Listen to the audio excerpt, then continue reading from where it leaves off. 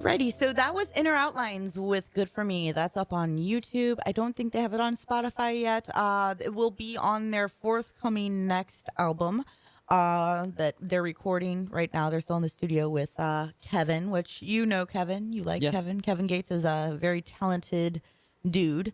But Yeah, we actually did a song with him a while back. We haven't put it out yet, but I've heard it. I hope you do soon because I really like it. yeah, it's I want to go back and do a couple more and then kind of pick the best one to put out as a single. But yeah, I love working with Kevin. It's kind of a drive, but I think it's worth it. Good quality is always worth it. Mhm.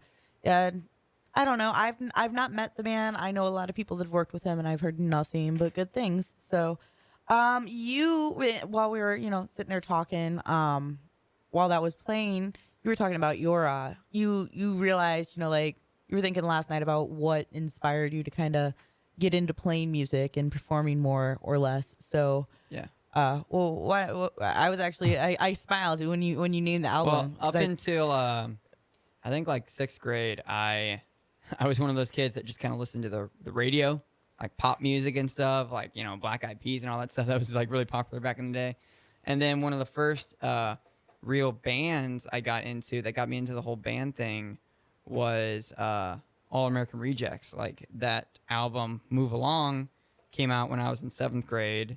And I got that CD. I remember I heard Dirty Little Secret for the first time, and my sister was singing it, and we were all like singing and everything. I'm like, this is cool. I mean, these guys have guitars in their hands, and it's like, it's a band. Like, because up until then, the only bands I really knew about were like, dad bands like AC/DC and Motley Crue and all those bands. And then they were one of the first bands that got me into like, oh wow, this is cool. And it's like, it's kind of like poppy, but it's got the guitars and stuff. And that's what kind of got me into actual bands. And then I decided I wanted to actually play music in about eighth grade. And that all kind of started with like bands like Taking Back Sunday and Census Fail and all those bands. And then when I got into actual pop punk, wanting to play in that kind of band, that was about when I first heard, I actually saw them live before I had the album, I saw All Time Low at Six Flags in like 2008, which was really weird because I mean they wouldn't play something like that now because they're so big.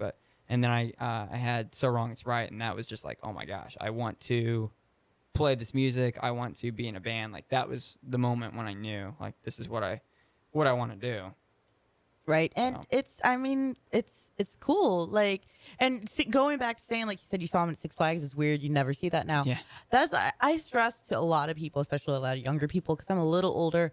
If you get the chance to see a band in a small venue, do it. Yeah. Because there's always a chance that you'll never be able to again. Mm-hmm. I saw Fall Out Boy at the Creepy Crawl. I know. Like that's I the wish I same would've been size there. as like Cicero's. Like, it was insane. Yeah. But like, there's no way that could ever happen now. Or like Motion City Soundtrack I saw at the Creepy Crawl. Yeah, that's when I Am insane. the movie came out. So, but these are memories that I have that like I'll never have. There's no way that's ever gonna happen again. So you always want to, and your local bands, because they were both bands. So I think Nathan Edwards from My Legacy My Ghost posted a video the other day of Fall Out Boy in 2002 playing like a local show before this. I saw that. Yeah. And it's like, oh my god.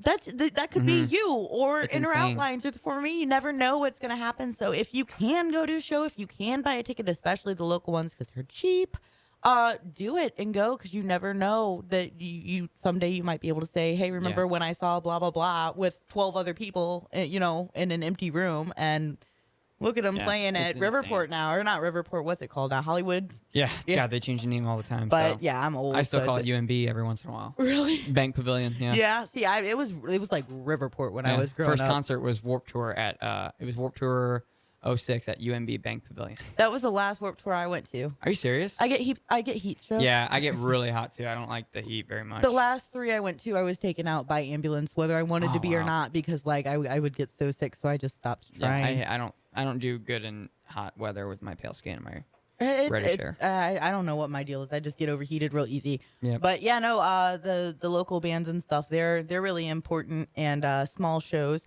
Speaking of bigger bands, that I mean, my opinion is this band will pop off soon. They haven't quite yet, but they're going to. Another band that is playing that show that you're playing with Pure Noise Records is Boston Manor, and I think they're really good. I don't know why I have this up here because this isn't Boston Manor. This is a completely different band. So my bad. I'm gonna go ahead and delete that and go back to this. I was sitting there gonna play Bases Loaded, which is not Boston Manor. It's a completely different band. I was thinking Trapped Nerve. My brain is not working. So local bands. Moving back up. Another local band, one that you introduced me to way back a little over a year ago. That's so weird to think about. No, you did though. Like I met a lot of the people I know now through you, which is really cool, and I'm really appreciative of that. But yeah, a lot of them I met through. Actually, I met Inner Outlines through them, who I met through you. Yeah. This is The Former Me, their newer single, which they recorded with Matt Amelung at Encapsulated. Playing with Fire, good stuff. They just played the other night with Inner Outlines at Firebird with Forever Came Calling. Forever Came Calling. That was a really fun show. I hope they got their van situation. Did you hear about that? Yeah, I saw that. That's such insane. a bummer. I mean, it's cool. It sucks because like they had insurance and everything, but it's that stuff takes time. I'm just glad that their trailer wasn't attached and they didn't lose their equipment or their trailer, and it was just the van and they weren't in the van, like it was parked on the street and stuff like that. That'd be insane. It could be a lot worse, but hopefully they got out and they're closing out those shows with Man Overboard because gosh, I love Man they had Overboard. to drive all the way to Arizona the next day, so yeah, it's crazy. They had to get a rental. Anyway, though, these guys they have a couple new songs getting ready to come out.